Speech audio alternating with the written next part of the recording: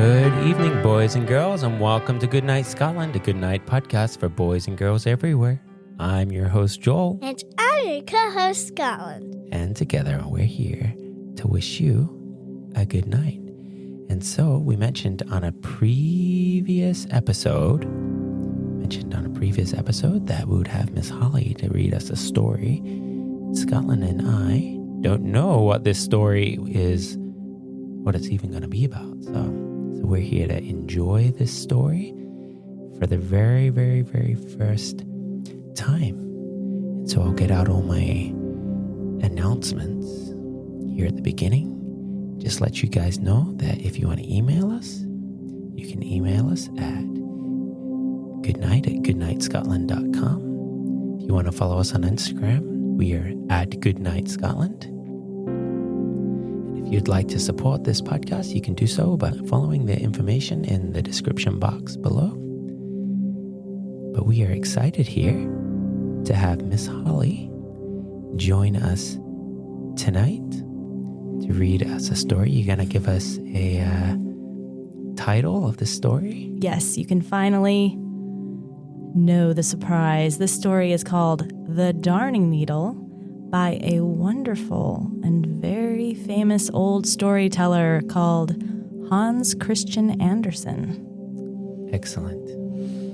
We're excited. Take it away when you're ready.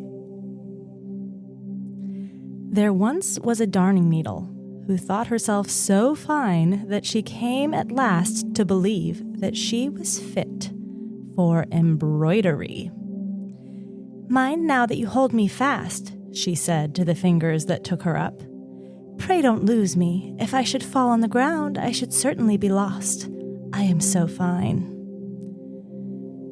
"That's more than you can tell," said the fingers as they grasped her tightly by the waist. "I come with a train, you see," said the darning needle as she drew her long thread after her. But there was no knot in the thread. The fingers pressed the point of the needle upon an old pair of slippers in which the upper leather had burst and must be sewed together. The slippers belonged to the cook.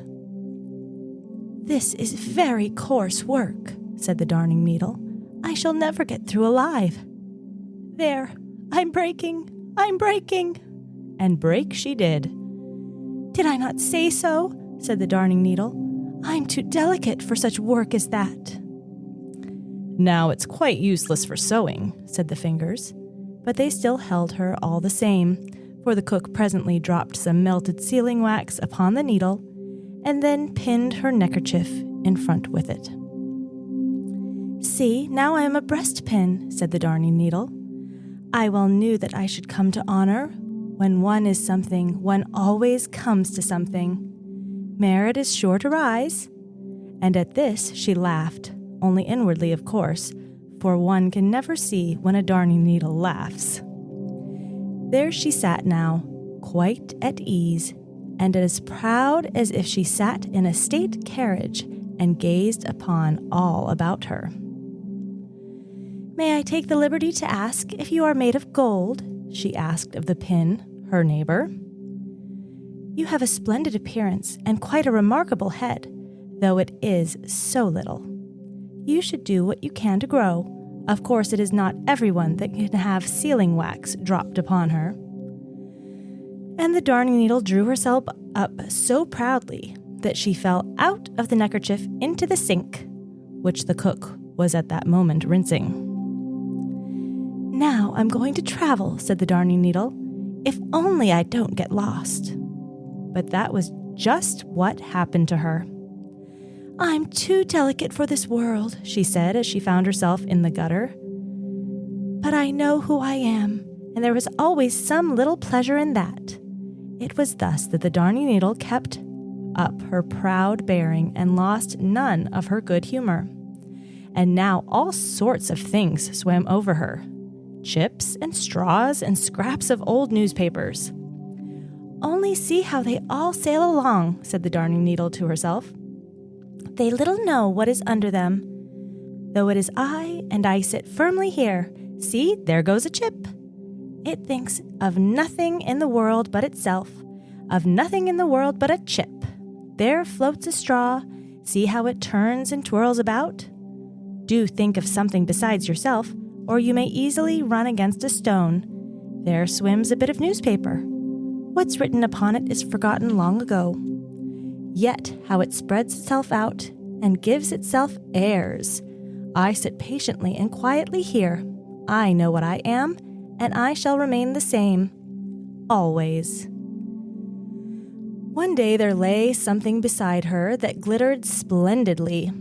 She thought it must be a diamond, but it was really only a bit of broken glass from a bottle. As it shone so brightly, the Darning Needle spoke to it, introducing herself as a breastpin.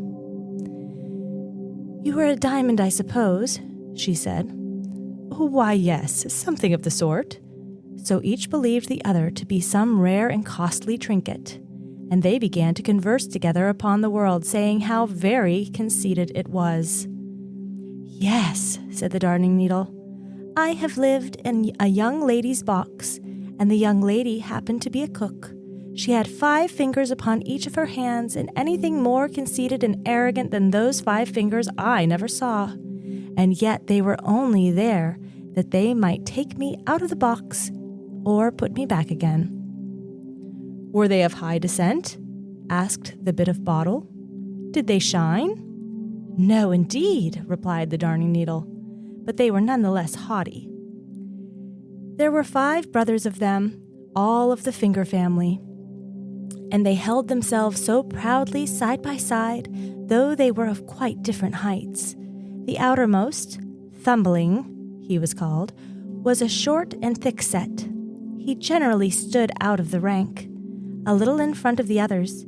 He had only 1 joint in his back, and could only bow once. But he used to say that if he were cut off from a man, that man would be cut off from military service. Foreman, the second, put himself forward on all occasions, meddled with sweet and sour, pointed to sun and moon, and when the fingers wrote, it was he who pressed the pen. Middleman, the third of the brothers, could look over the others' heads and gave himself airs for that. Ringman, the fourth, went about with a gold belt about his waist, and Little Playman, whom they called Peter Spielman, did nothing at all and was proud of that, I suppose. There was nothing to be heard but boasting, and that is why I took myself away. "And now we sit here together and shine," said the bit of bottle. At that very moment, some water came rushing along the gutter so that it overflowed and carried the glass diamond along with it. "So he is off," said the Darning Needle, "and I still remain. I am left here because I am too slender and genteel. But that's my pride, and pride is honorable." And proudly she sat, thinking many thoughts. "I could almost believe I had been born of a sunbeam. I'm so fine. It seems as if the sunbeams were always trying to seek me under the water. Alas, I am so delicate that even my own mother cannot find me. If I had my old eye still, which broke off, I think I should cry, but no, I would not. It's not genteel to weep." One day a couple of street boys were paddling about in the gutter, hunting for old nails, pennies, and such like. It was dirty work, but they seemed to find great pleasure in it. "Hullo!" cried one of them as he pricked himself with a Darning Needle. "Here's a fellow for you." "I'm not a fellow. I'm a young lady," said the Darning Needle. But no one heard it. The sealing wax had worn off, and she had become quite black. But black makes one look slender, and is always becoming. She thought herself finer even than before.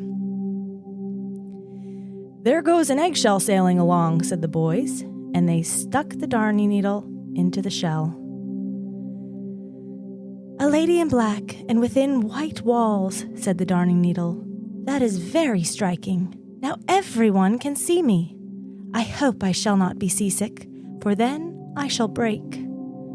But the fear was needless. She was not seasick. Neither did she break.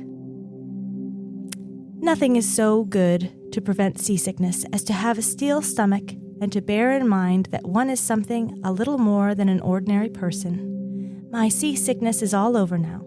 The more genteel and honorable one is, the more one can endure. Crash went the eggshell as a wagon rolled over both of them. It was a wonder that she did not break. "Mercy, what a crushing weight," said the Darning Needle.